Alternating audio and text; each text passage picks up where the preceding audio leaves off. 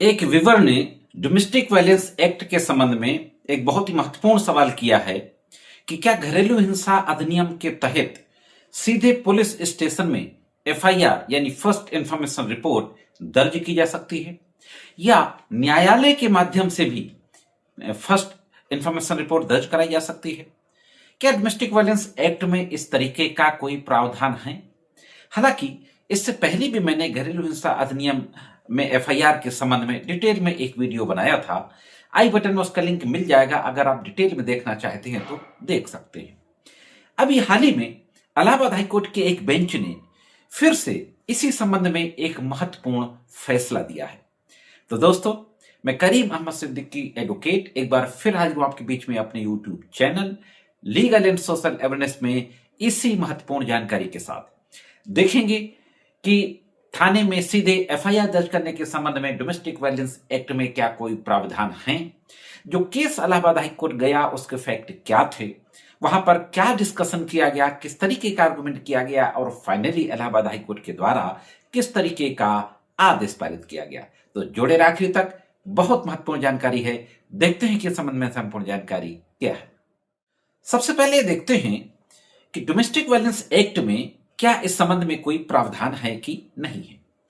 साथियों, जैसा कि आप जानते हैं कि डोमेस्टिक वायलेंस एक्ट, उसका जो पूरा नाम है protection of women from domestic violence 2005, उसके सेक्शन 12 के तहत मजिस्ट्रेट के न्यायालय में एक कंप्लेंट फाइल की जाती है। हालांकि डिस्ट्रिक्ट प्रोटेक्शन ऑफिसर के समक्ष भी कंप्लेंट दी जा सकती है। इसके बाद फिर मजिस्ट्रेट से अलग अलग रिलीफ क्लेम की जाती है। कस्टडी ऑर्डर क्लेम किया जाता है, सेक्शन 18 में प्रोटेक्शन ऑर्डर है, सेक्शन 19 में रेजिडेंस ऑर्डर है, सेक्शन 20 में मॉनिटरी रिलीफ है, 21 में कस्टडी ऑर्डर, 22 में कंपनसेशन ऑर्डर। तो इस तरीके की ये तमाम रिलीफ क्लेम की जाती है डोमेस्टिक वायलेंस एक्ट के अंतर्गत। और ये जो सारी रिलीफ फाइनल फॉर्म में क्लेम की जाती है, वही सारी रिलीफ सेक्शन 23 के तहत इंटरिम रिलीफ के रूप में भी क्लेम की जा सकती है। अब इसमें यह देखना है कि क्या कोई ऐसी धारा है जो अपराध है। तो इसमें एक धारा है 31 एक कॉग्निजेबल ऑफेंस है और जिसमें 1 साल तक की सजा है और मैक्सिमम 20,000 तक का जुर्माना हो सकता है, या सजा और जुर्माना दोनों हो सकते हैं। अब कानून क्या कहता है इस संबंध में कि 31 का अपराध कब माना जाएगा। 31 इस संबंध में कहता है penalty for breach of protection order by respondent, यानी रिस्पोंडेंट के द्वारा प्रोटेक्शन ऑर्डर के ब्रीच होने पर पेनल्टी क्या है। तो 31 एक ऑफेंस है और 31 का जो ऑफेंस है उसमें कॉग्निजेंस मजिस्ट्रेट की कोर्ट लेती है 32 के तहत। तो इसमें एक बात निकल करके आई कि प्रोटेक्शन ऑर्डर का अगर ब्रीच होता है तब फिर वह अपराध हो जाएगा। अब दोस्तों, इलाहाबाद हाईकोर्ट जो केस गया उस केस को देखते हैं। इस केस के फैक्ट से यह पोजीशन और ज्यादा क्लियर हो जाएगी। तो देखते हैं कि जो केस गया इलाहाबाद हाईकोर्ट, यह पूरा मामला क्या था। यह जो मामला इलाहाबाद हाईकोर्ट पहुंचा, सत्तार अहमद बनाम उत्तर प्रदेश राज्य एवं अन्य। इस मामले में क्या हुआ था कि सेक्शन 31 डीवी एक्ट के तहत एक एफआईआर थाने में दर्ज हो जाती है। इन्वेस्टिगेशन होता है, इन्वेस्टिगेशन के बाद उसमें चार्जशीट न्यायालय में आती है। उस चार्जशीट पे मजिस्ट्रेट की न्यायालय 2D सीआरपीसी यानी कंप्लेंट के रूप में कॉग्निजेंस ले लेती है। अब मजिस्ट्रेट के द्वारा इस कॉग्निजेंस लेने के ऑर्डर के खिलाफ अपील की जाती है सेशन कोर्ट में। मैं आपको बता दूं कि डोमेस्टिक वायलेंस एक्ट के तहत किसी तरीके का कोई आदेश होता है तो सेक्शन 29 के तहत अपीलेबल है सेशन कोर्ट के समक्ष। सेशन कोर्ट मजिस्ट्रेट के ऑर्डर को कंफर्म कर देती है अपील में। इन दोनों ऑर्डर्स को चैलेंज किया जाता है इलाहाबाद हाईकोर्ट के समक्ष।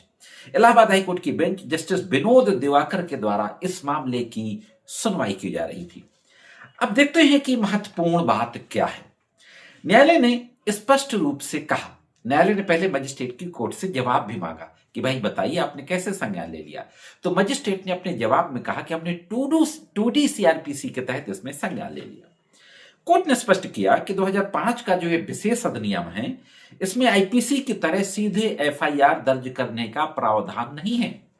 आईपीसी में कोई अपराध होता था, जो बीएनएस हो गई है, बीएनएस में किसी तरीके का कोई अपराध होता है तो सीधे एफआईआर दर्ज की जाती है। अगर संज्ञेय अपराध है 173 बीएनएसएस की धारा है जो सीआरपीसी के स्थान पर है, 154 सीआरपीसी की धारा थी। तो कोर्ट ने कहा कि इस तरीके का कोई प्रावधान नहीं है भाई डीवी एक्ट में कि सीधा आप जाओ आईपीसी और बीएनएस के अपराध और जाके एफआईआर दर्ज करा दो। इसमें केवल वही संज्ञेय अपराध है जो संरक्षण आदेश का उल्लंघन है, ब्रीच ऑफ प्रोटेक्शन ऑर्डर। अदालत ने कहा कि एक्ट की धारा 31 का उद्देश्य प्रतिवादी को संरक्षण आदेश की अवहेलना से रोकना है। यदि कोई संरक्षण आदेश अस्तित्व में है ही नहीं तो एक्ट की धारा 31 के तहत संज्ञेय अपराध नहीं बनता। अगर कोई आदेश ही नहीं पारित किया मजिस्ट्रेट की कोर्ट ने सेक्शन 18 से लेकर सेक्शन 23 तक, there is no any protection order, तो फिर प्रोटेक्शन ऑर्डर को तोड़ने का सवाल ही नहीं पैदा होता। प्रोटेक्शन ऑर्डर की जब अवहेलना होगी तो फिर अपराध होगा। न्यायालय ने कहा कि एक्ट की धारा 31 के तहत अपराध केवल तभी बनता है जब मजिस्ट्रेट द्वारा पारित प्रोटेक्शन ऑर्डर या इंटरिम प्रोटेक्शन ऑर्डर का उल्लंघन हो। इसके अभाव में कोई भी संज्ञेय अपराध नहीं कहा जा सकता। तो इस तरीके से ये मामला दोस्तों गाजियाबाद का था। इस आदेश को त्रुटिपूर्ण माना जो कॉग्निजेंस लिया था मजिस्ट्रेट की कोर्ट ने, भविष्य में सावधानी बरतने की चेतावनी दी। न्यायालय ने पूरी कार्यवाही को निरस्त कर दिया इलाहाबाद हाईकोर्ट की बेंच ने, और इसको कहा कि इस तरीके की भूल दोबारा ना हो। तो दोस्तों जो सवाल था कि क्या डोमेस्टिक वायलेंस एक्ट के तहत किसी धारा में सीधे पुलिस स्टेशन में एफआईआर दर्ज कराई जा सकती है, तो उसका जवाब यही है कि डोमेस्टिक वायलेंस एक्ट में जब तक किसी प्रोटेक्शन ऑर्डर का वायलेशन नहीं होता तब तक कोई अपराध नहीं होता। सीधे एफआईआर दर्ज कराने का कोई प्रावधान नहीं है।